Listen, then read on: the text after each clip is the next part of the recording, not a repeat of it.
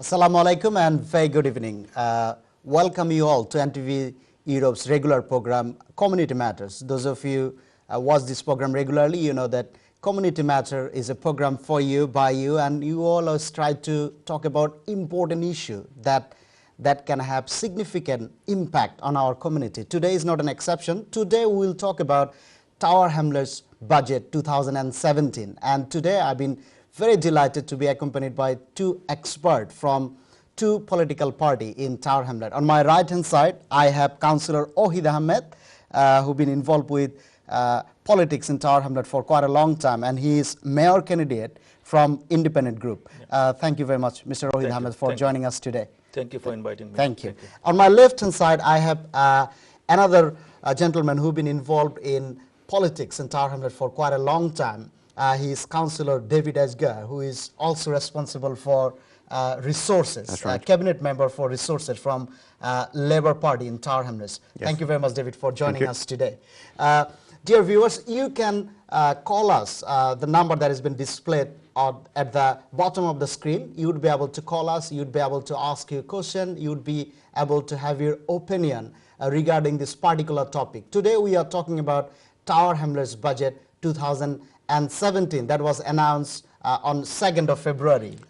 22nd of February we agreed the budget, exactly. yes. 22nd of February this year. That has been gone through all committee, and also the same time it has gone through the cabinet and the council meeting as well. Yes.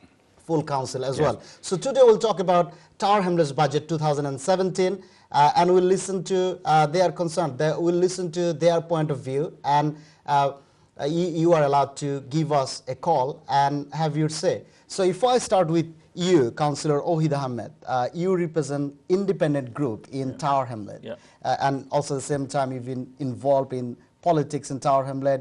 You are mayor candidate from independent group.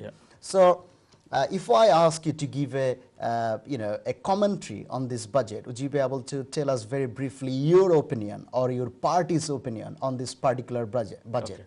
Thank you.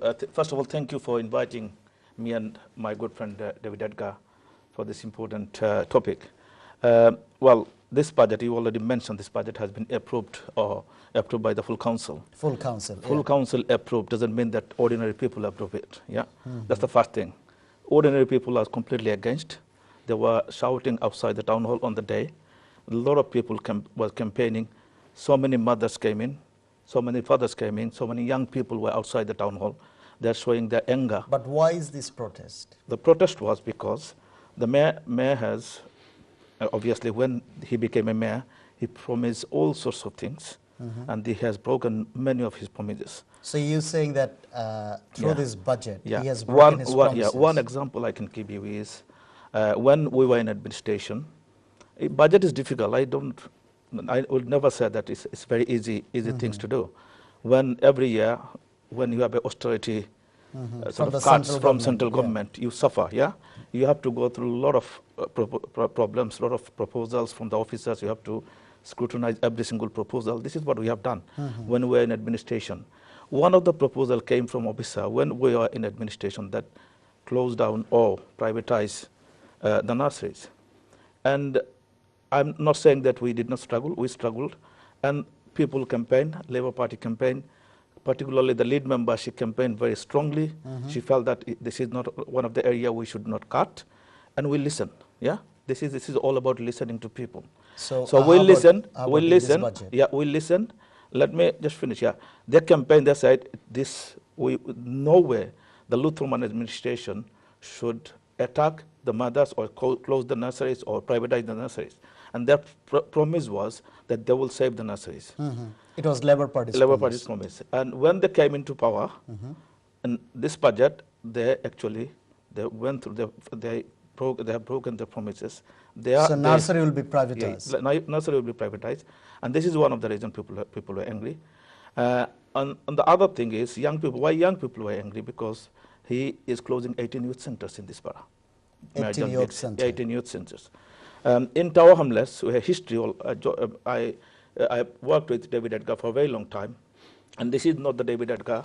And now, obviously, it's under pressure. I don't know exactly why he had to come through this budget, but we always talked about when we were in administration. I worked with many leaders here.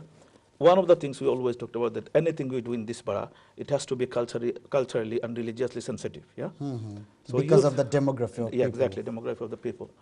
The youth center they're closing, it's really shocking for me, because I gave an example to full council and the cabinet. I challenged John Biggs, saying that when whole London was burning during riots, yeah, we did not have a major accident or incident in this borough. In Tower Hamlets. In Tower Hamlets. You're talking back 2011. Yeah, because of our, this proud youth worker in this borough we have, this diverse youth centers we have in this borough, and young people, particularly in our council, is very good actually, and they listen to us, they listen to the leader because we deliver for them. Yeah.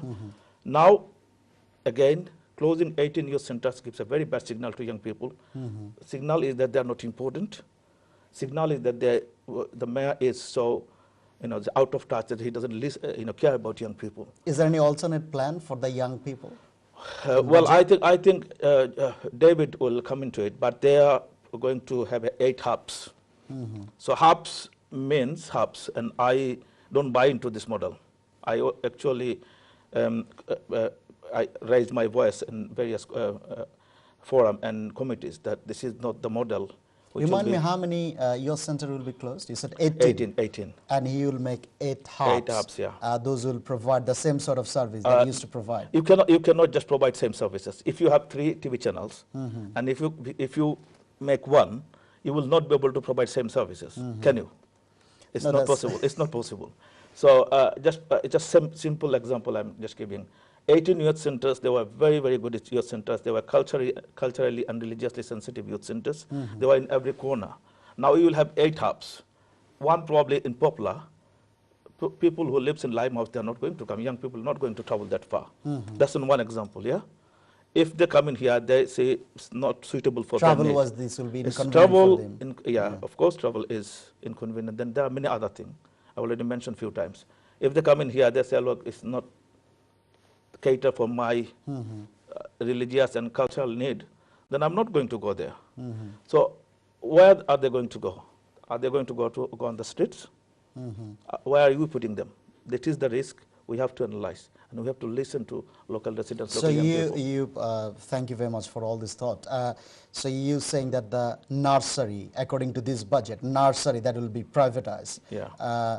What Mayor promised or Labour Party promised previously that they will not do that. Yeah. So nursery will be privatized. Yeah. Youth center will be closed. Yeah. Is there any good thing about this budget, according to you? Well, another bad thing. I cannot think of any good thing in this budget. Don't you think it's a good thing to have a budget? Only one good. Yes, this is why we're going to say at least they have a balanced budget. Yeah. Yeah. You have to have a balanced budget, but I wouldn't do this budget. This in this way. I submitted an alternative budget in the town hall.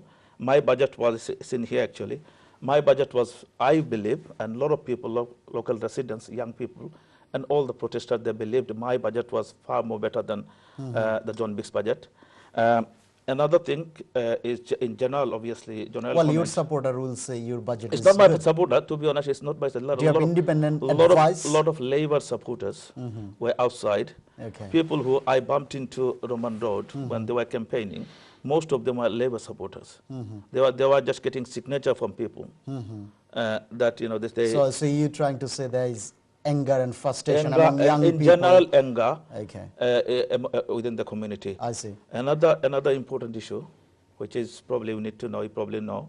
I never heard of this kind of story, at least in Tower Hamlets. They raised council tax 4% last year. 5% this year. 5%. Altogether 9% council tax in 2 years. Well, then they will put this money for something good for this for community, don't you think? Yeah, they'll invest this money back. Our people at Tower Hamlets people are actually hit hard twice.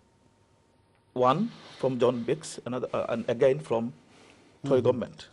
We could actually, as an administration, we could give some comfort because we knew attack was coming from central government. So what we should have done, we should have prepared a budget that was going to help the residents, not penalize them. 9% council tax given someone middle-income people is a lot, yeah. Okay, thank you so much, Councillor Hyder Ahmed, for giving us such a good commentary. Now we'll listen from Councillor David Edgar on this particular matter.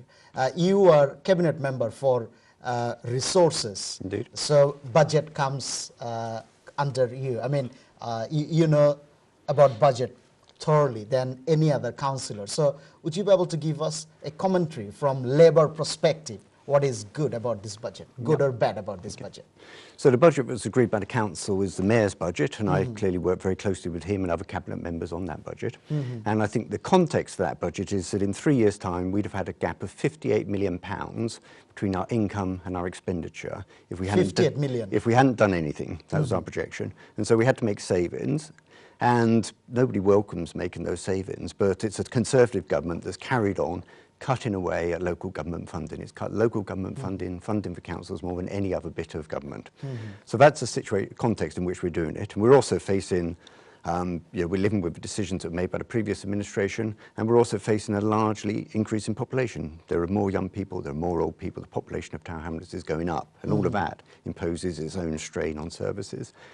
But what we've done is we've ended up making £52 million worth of savings, and we have listened to what people said. We did a consultation, we gave people a chance 58 million over a period of 3 years. Over 3 years, yes, 52 million over 3 years. And we listened to what people were saying to us about that. We had a consultation, we went out and made sure that we spoke to a cross-sample of people across the borough. And they expected us to make most of those savings, or they wanted us to get more efficient. They expected us to work out ways in which we could do it without damaging frontline services. And so what we have done is more than, well over half of those savings are going to be made from things like finance, from HR, from managing debts better, collecting income better, all of those things. And so I think we've done a good job in responding to what people were wanting to say to us. When is the people? I mean, you said that from council, from Labour Party, you have spoken to people from all different demography. Well, how that was conducted? Well, the council did that. So the council put things on its website, so many people responded to the consultation on the website, but we also commissioned a company to go out and make sure that they spoke to a representative cross-sample of people. So it was done properly, and so we got confidence in the things that people were saying to us. But I'm sure people in Tower Hamlets, they haven't, they haven't said yes for privatization in nursing, or or also the same time closing 18 youth centers. Well, I was clearly going to respond to those points that made. And it is the case, as he acknowledged, that a few years ago, under the last mayor, there was a proposal to close nurseries, not to move them to another sector, but to close them. And our proposal was that we should think over the next 3 years about whether or not the 3 nurseries that we run, out of 100 plus in the borough, there are lots of nurseries in the borough, we won 3, we should think about whether or not they should be transferred to the voluntary sector or a private company. So we're not saying they're going to be privatised. And because we've done a 3-year budget this time, we've got another year in which we can talk to people about all the options around that. And so I think it's something that the previous mayor proposed to do. So he's not selling it, rather is to we want to keep them open, and that wasn't the proposal that came from the previous mayor. So we want to keep them open. The question is whether or not the council are the best people to run them.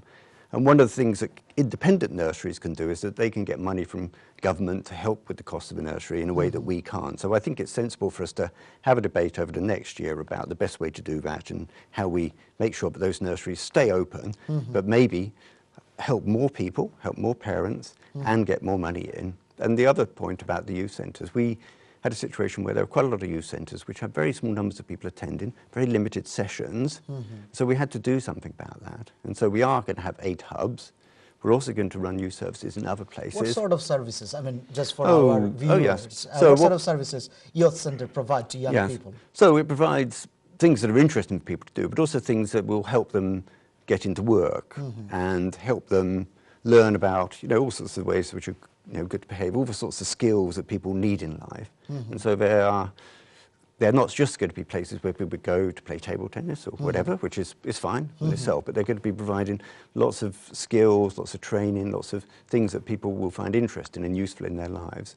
And so we're going to have those Right now, hubs. this sort of service is not provided by the Well, youth center, not right? to the degree that they could be. So we're going to put more work into that. So I think they're going to end up with some better youth services. We're going to try to provide services which encourage more girls and young women to go. I think it's a problem for youth services or youth centres across the country, but they tend to attract more boys and young men, and we want to broaden that. And, you know, we need to recognise there are also other people who are providing youth services. So there's Spotlight in Langdon Park. There are quite a few youth places around. So the council isn't the only people who provide them. But at the end of it, although we are reducing the money we're spending on it, at the end of it, we're still going to be spending the second highest amount in London per young person. So we're still going to be spending a lot more than many councils do, because we think it's important. But the point that Councillor Rohit Ahmed mentioned, Yes. that if you relocate all those 8 hubs in area which is not convenient for many young people, they will not probably bother to travel to those travelers that will be inconvenient for them. How do you respond to that? Another thing, sorry, David, Yeah. just for if I can come in. We are talking about young people who will be coming from school, from college, and we don't want to bore them with a lecture, with a training, because they'll come here a place where they can play, they can speak to their friends, they can enjoy. If we bore them, they will not probably come. They will not probably turn up. And But it's good to have skills. But the skills, there are lots of, there is just shortage of skills training in Hamlets. If they want to go for a skill training or develop their skills, there are enough places here. Still, they are suffering to get enough people, because sometimes what is risk is that if you bore them, if you give them a boring lecture, they might not turn up, and they might go somewhere else, involved with all sorts of antisocial behavior, disturbing you and me. We don't want this kind of thing. This is another problem. I'll come back to you. Yeah. Thank you for that. How do you respond to that? Well, clearly, the youth centres have to be places that people enjoy going to. I mean, it would be daft if they weren't. So obviously we need to make sure they're interesting, but we also need to make sure that they are, things that sort of challenge young people or give them the opportunity to learn new skills or think about the sort of life they want to lead and what they need in order to be able to do that. So I agree with Rohit that we want them to be attractive and interesting. We also need to make sure that where they are is thought about carefully, because there are some concerns people have about moving around the borough. Some young people do worry about that slightly. So we need to make sure that when we're getting the final locations for those hubs and the other places that we're also going to be running youth services, that we've taken account of those sorts of things, and we will. That's the intention. Thank you for the debate. How do you respond to his point that council has raised council tax about 9% over the last 2 years? How do you respond to that? Well, what used to happen in the years before that was that the government would give councils a grant each year to cover what they might have otherwise raised by increasing the council tax. So each year they used to give them a grant to cover those costs, and they stopped giving that grant, and so we weren't able to get that grant in a way that the previous administration was able to.